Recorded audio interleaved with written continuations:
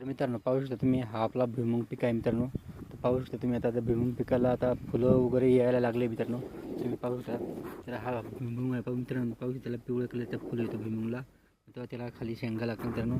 तर अशा पद्धतीने आपलं भुईमुग पीक आहे. तर खूप छान पद्धतीने भुईमुग पीक हा दिसत आहे मित्रांनो. तर भुईमुगाची आपण चवळी वगैरे टाकून दिली मित्रांनो. तर ही चवळी आहे पाहू शकता तुम्ही. तर अशा पद्धतीने आपण शेंगा भुईमुगाच्या शेंगा टाकलेल्या आहे. हा भुईमुग आहे मित्रांनो.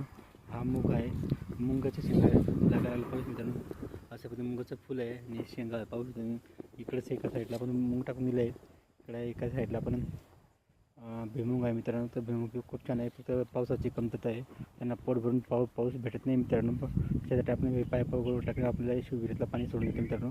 फक्त एकच कमी आहे की पाऊस वेळ चांगलं पडत नाही आहे, रिमझिम येतो मित्रांनो. एवढंच व्हिडिओ आवडला तर लाईक शेअर करा, आमच्या चॅनल सबस्क्राईब करा मित्रांनो. जय जवान जय किसान मित्रांनो.